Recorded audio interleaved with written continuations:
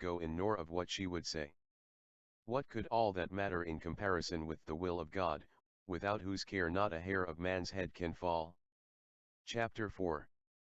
When Princess Mary came down, Prince Vasili and his son were already in the drawing room, talking to the little princess and Mademoiselle Bourienne. When she entered with her heavy step, treading on her heels, the gentleman and Mademoiselle Bourienne rose, and the little princess, indicating her to the gentleman, said, "Voila Marie." Princess Mary saw them all and saw them in detail. She saw Prince Vasili's face, serious for an instant at the sight of her, but immediately smiling again, and the little princess curiously noting the impression Marie produced on the visitors. And she saw Mademoiselle Bourienne, with her ribbon and pretty face, and her unusually animated look which was fixed on him, but him she could not see. She only saw something large, brilliant, and handsome moving toward her as she entered the room. Prince Vasili approached first, and she kissed the bold forehead that bent over her hand and answered his question by saying that, on the contrary, she remembered him quite well. Then Anatole came up to her. She still could not see him.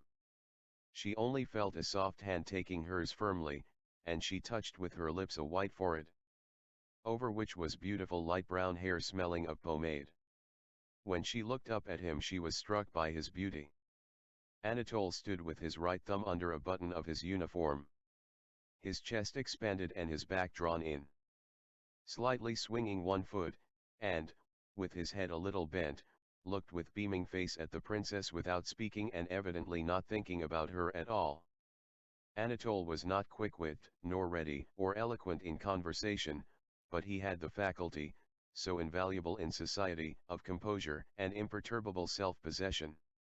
If a man lacking in self-confidence remains dumb on a first introduction and betrays a consciousness of the impropriety of such silence and an anxiety to find something to say, the effect is bad.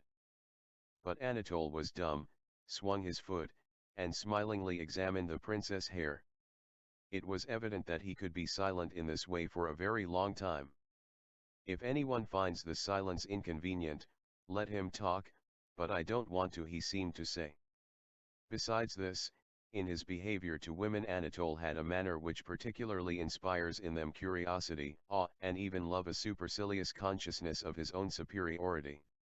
It was as if he said to them, I know you, but why should I bother about you? You'd be only too glad, of course. Perhaps he did not really think this when he met women, even probably he did not, for in general he thought very little, but his looks and manner gave that impression. The princess felt this, and as if wishing to show him that she did not even dare expect to interest him, she turned to his father.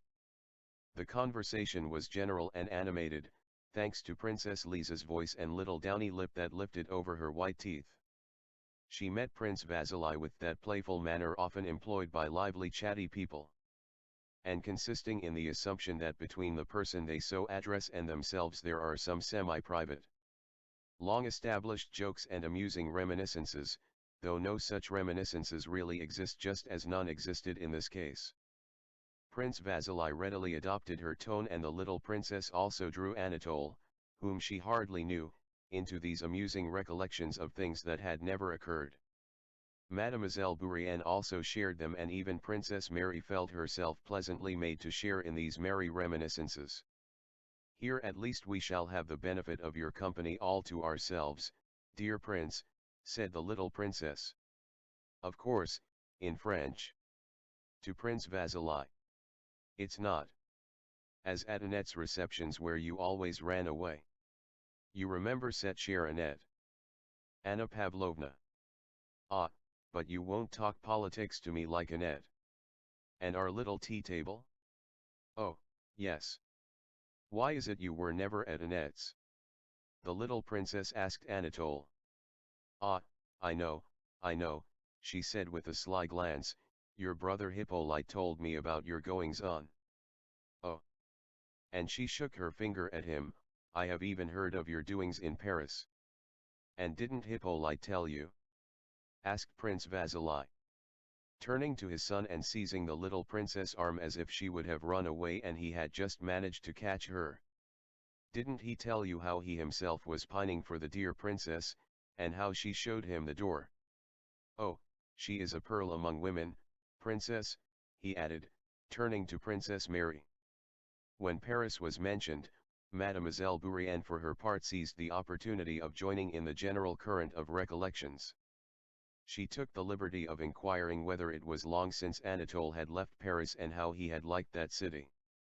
Anatole answered the French woman very readily. And, looking at her with a smile, talked to her about her native land. When he saw the pretty little Bourienne, Anatole came to the conclusion that he would not find Bald Hills dull either. Not at all bad. He thought, examining her, not at all bad, that little companion. I hope she will bring her along with her when we're married, la petite est gentille. The little one is charming. The old prince dressed leisurely in his study, frowning and considering what he was to do. The coming of these visitors annoyed him. What are Prince Vasili and that son of his to me? Prince Vasili is a shallow braggart and his son, no doubt, is a fine specimen, he grumbled to himself. What angered him was that the coming of these visitors revived in his mind an unsettled question he always tried to stifle, one about which he always deceived himself. The question was whether he could ever bring himself to part from his daughter and give her to a husband. The prince never directly asked himself that question, knowing beforehand that he would have to answer it justly, and justice clashed not only with his feelings but with the very possibility of life. Life without Princess Mary, little as he seemed to value her, was unthinkable to him. And why should she marry? He thought. To be unhappy for certain. There's Lisa, married to Andrew, a better husband one would think could hardly be found nowadays, but is she contented with her lot? And who would marry Marie for love? Plain and awkward. They'll take her for her connections and wealth. Are there no women living unmarried, and even the happier for it? So thought Prince Bolkonsky while dressing, and yet the question he was always putting off demanded an immediate answer. Prince Vasili had brought his son with the evident intention of proposing, and today or tomorrow he would probably ask for an answer. His birth and position in society were not bad. Well, I've nothing against it, the prince said to himself, but he must be worthy of her. And that is what we shall see. That is what we shall see. That is what we shall see. He added aloud. He entered the drawing room with his usual alert step, glancing rapidly round the company. He noticed the change in the little princess dress. Mademoiselle Bourienne's ribbon, Princess Mary's unbecoming coiffure, Mademoiselle Bourienne's and Anatole's smiles, and the loneliness of his daughter amid the general conversation. Got herself up like a fool, he thought, looking irritably at her. She is shameless, and he ignores her. He went straight up to Prince Vasili. Well, how do ye do? How do ye do? Glad to see you. Friendship laughs at distance, began Prince Vasili in his usual rapid, self-confident, familiar tone. Here is my second son. Please love and befriend him. Prince Bolkonsky surveyed Anatole. Fine young fellow. Fine young fellow. He said. Well, come and kiss me, and he offered his cheek. Anatole kissed the old man, and looked at him with curiosity and perfect composure, waiting for a display of the eccentricities his father had told him to expect. Prince Bolkonsky sat down in his usual place in the corner of the sofa and, drawing up an armchair for Prince Vasili, pointed to it and began questioning him about political affairs and news. He seemed to listen attentively to what Prince Vasili said, but kept glancing at Princess Mary. And so they are writing from Potsdam already? He said, repeating Prince Vasili's last words. Then rising, he suddenly went up to his daughter. Is it for visitors you've got yourself up like that, said he. Fine, very fine. You have done up your hair in this new way for the visitors, and before the visitors I tell you that in future you are never to dare to change your way of dress without my consent. It was my fault, mon père, interceded the little princess, with a blush. You must do as you please, said Prince Bolkonsky, bowing to his daughter-in-law, but she need not make a fool of herself, she's plain enough as it is. And he sat down again, paying no more attention to his daughter, who was reduced to tears. On the contrary, that coiffure suits the princess very well, said Prince Vasili. Now you, young prince, what's your name? Said Prince Bolkonsky, turning to Anatole, come here, let us talk and get acquainted. Now the fun begins, thought Anatole, sitting down with a smile beside the old prince. Well, my dear boy, I hear you've been educated abroad, not taught to read and write by the deacon, like your father and me. Now tell me, my dear boy, are you serving in the Horse Guards? Asked the old man, scrutinizing Anatole closely and intently. No, I have been transferred to the line, said Anatole, hardly able to restrain his laughter. Ah, that's a good thing. So, my dear boy, you wish to serve the Tsar and the country? It is wartime. Such a fine fellow must serve. Well, are you off to the front? No, Prince, our regiment has gone to the front, but I am attached. What is it I am attached to, Papa? Said Anatole, turning to his father with a laugh. A splendid soldier, splendid. What am I attached to? Ha, ha, ha. Laughed Prince Bolkonsky, and Anatole laughed still louder. Suddenly Prince Bolkonsky frowned. You may go, he said to Anatole. Anatole returned smiling to the ladies. And so you've had him educated abroad, Prince Vasili, haven't you? Said the old prince to Prince Vasili. I have done my best for him, and I can assure you the education there is much better than ours. Yes, everything is different nowadays, everything is changed.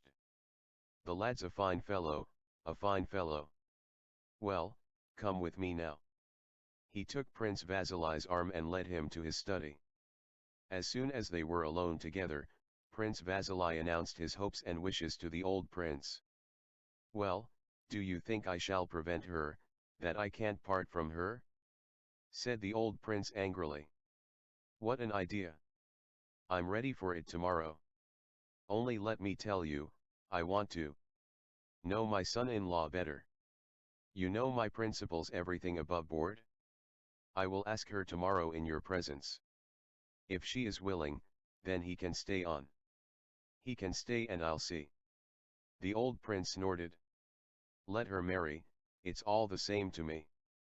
He screamed in the same piercing tone as when parting from his son. I will tell you frankly, said Prince Vasili in the tone of a crafty man convinced of the futility of being cunning with so keen-sighted companion. You know, you see right through people. Anatole is no genius, but he is an honest, good-hearted lad. An excellent son or kinsman. All right, we'll see. As always happens when women lead lonely lives for any length of time without male society.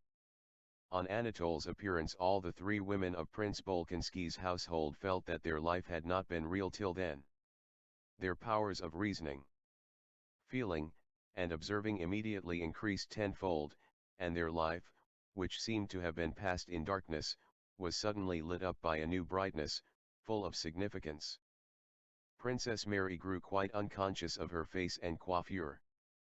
The handsome open face of the man who might perhaps be her husband absorbed all her attention. He seemed to her kind, brave, determined, manly, and magnanimous. She felt convinced of that. Thousands of dreams of a future family life continually rose in her imagination. She drove them away and tried to conceal them. But am I not too cold with him? Thought the princess. I try to be reserved because in the depth of my soul I feel too near to him already, but then he cannot know what I think of him and may imagine that I do not like him. And Princess Mary tried, but could not manage, to be cordial to her new guest. Poor girl, she's devilish ugly. Thought Anatole. Mademoiselle Bourienne, also roused to great excitement by Anatole's arrival, thought in another way. Of course. She, a handsome young woman without any definite position, without relations or even a country, did not intend to devote her life to serving Prince Bolkonsky, to reading aloud to him and being friends with Princess Mary. Mademoiselle Bourienne had long been waiting for a Russian prince who, able to appreciate at a glance her superiority to the plain, badly dressed, ungainly Russian princesses, would fall in love with her and carry her off. And here at last was a Russian prince. Mademoiselle Bourienne knew a story, heard from her aunt but finished in her own way, which she liked to repeat to herself. It was the story of a girl who had been seduced, and to whom her poor mother, sa pauvre mère, appeared, and reproached her for yielding to a man without being married. Mademoiselle Bourienne was often touched to tears as in imagination she told this story to him, her seducer. And now he, a real Russian prince, had appeared. He would carry her away and then sa pauvre mère would appear and he would marry her. So her future shaped itself in Mademoiselle Bourienne's head at the very time she was talking to Anatole about Paris. It was not calculation that guided her. She did not even for a moment consider what she should do. But all this had long been familiar to her, and now that Anatole had appeared it just grouped itself around him and she wished and tried to please him as much as possible. The little princess, like an old war horse that hears the trumpet, unconsciously and quite forgetting her condition, prepared for the familiar gallop of coquetry, without any ulterior motive or any struggle, but with naive and light-hearted gaiety. Although in female society Anatole usually assumed the role of a man tired of being run after by women, his vanity was flattered by the spectacle of his power over these three women. Besides that, he was beginning to feel for the pretty and provocative Mademoiselle Bourienne that passionate animal feeling which was apt to master him with great suddenness and prompt him to the coarsest and most reckless actions. After tea, the company went into the sitting room and Princess Mary was asked to play on the clavichord. Anatole, laughing and in high spirits, came and leaned on his elbows, facing her and beside Mademoiselle Bourienne. Princess Mary felt his look with a painfully joyous emotion. Her favorite sonata bore her into a most intimately poetic world and the look she felt upon her made that world still more poetic. But Anatole's expression, though his eyes were fixed on her, referred not to her but to the movements of Mademoiselle Bourienne's little foot, which he was then touching with his own under the clavichord. Mademoiselle Bourienne was also looking at Princess Mary, and in her lovely eyes there was a look of fearful joy and hope that was also new to the princess. "How she loves me!" thought Princess Mary. "How happy I am now, and how happy I may be with such a friend and such a husband." Husband! Can it be possible? She thought, not daring to look at his face, but still feeling his eyes gazing at her. In the evening, after supper, when all were about to retire, Anatole kissed Princess Mary's hand. She did not know how she found the courage, but she looked straight into his handsome face as it came near to her short-sighted eyes. Turning from Princess Mary he went up and kissed Mademoiselle Bourienne's hand. This was not etiquette, but then he did everything so simply and with such assurance. Mademoiselle Bourienne flushed, and gave the princess a frightened look. "What delicacy!" thought the princess. "Is it possible that Amélie, Mademoiselle Bourienne, thinks I could be jealous of her, and not value her pure affection and devotion to me?" She went up to her and kissed her warmly. Anatole went up to kiss the little princess' hand. "No. No. No. When your father writes to tell me that you are behaving well I will give you my hand to kiss. Not till then," she said. And smilingly raising a finger at him, she left the room. Chapter 5.